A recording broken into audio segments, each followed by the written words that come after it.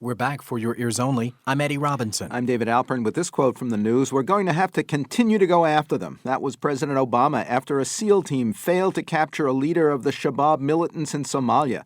On the same day, U.S. forces did snare another militant leader in Libya, reportedly with tacit approval of Libyan authorities, although the government in Tripoli denied it. Now this. This is Maersk, Alabama. We are an unarmed freighter. We have two skiffs approaching with armed intruders. Potential piracy situation. Copy, Alabama. You should alert your crew and get your fire hoses ready. Is that it? Chances are it's just fishermen. They're not here to fish. Look at me. Sure. Look at me. Sure. I'm the captain now. Two-time Oscar winner Tom Hanks has so nailed the New England speech of the U.S. container ship captain who survived hijacking by Somali pirates in 2009 that it's almost impossible to tell them apart with your eyes closed. And even eyes open Hanks has captured the grim grit of Richard Phillips on his bridge and captive in a tiny lifeboat in the new action thriller Captain Phillips, directed by Paul Greengrass of the Bourne Super Secret Agent franchise. That the film can maintain its taut tension despite audience awareness of how the story ends and make more of the captain's unheroic heroics than the modern armada that rescues him is a triumph for Greengrass and Hanks. To talk more about it and other recent releases for your ears only, we're joined again by Boston Globe film critic Ty Burr. Welcome back to the program. Thanks for having me. Talk about how Hanks plays less of a good guy than we might expect. Well, one of the reasons I like this movie, Captain Phillips, is, it would have been so easy to turn it into an all-American hero saga. But the real story is a little more nuanced than that.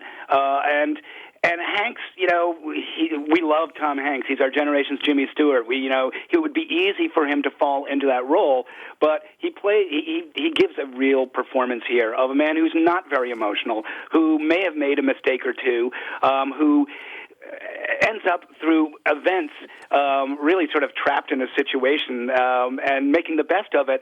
It's not that he's not a hero, it's that it's a situation that's really not of his own making, and he's dealing with it the best way he can, and he plays the role very sort of reined in, the character he's a New Englander. He's not the most emotional of guys. And the Somali terrorists come across as more sympathetic than we might recall? Well, they're humanized. We understand their situation. We don't, the movie doesn't forgive them. It doesn't say, you should cut them some slack for being pirates. But it successfully sort of situates them in their life on shore. The warlords that are demanding that they make money for them. The leader of the pirates is played by an actor named Barkhad Abdi. It's his first role. He has immense presence, and his scenes with Hanks are really the heart of the movie. And it's really not so much a pirate and a sea captain as it is the first world staring across this unimaginable gulf at the third world. It's been reported that despite intense weather conditions and real dangers on the water, Greengrass insisted on shooting at sea, running dramatic scenes straight through for emotional continuity, and keeping Hanks and the Somali actors apart until that scene of their first confrontation. Do these techniques and tactics really add to the film's feel and appeal? I think they do because, think about it. This is a story. We know how it ends.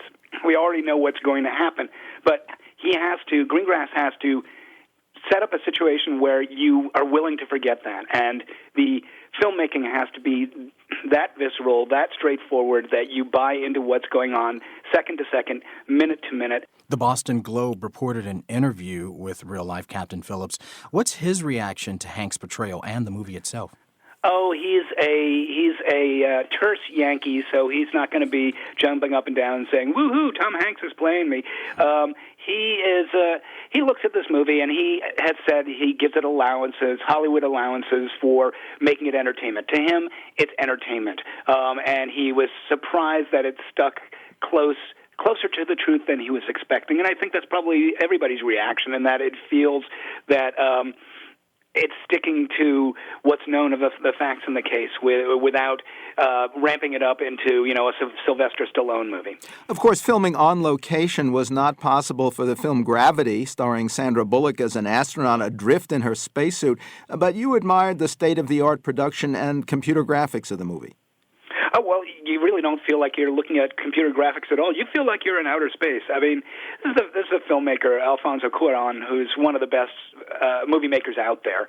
He made Children of Men. He made the best Harry Potter movie. He made Y Tu Mama Tambien.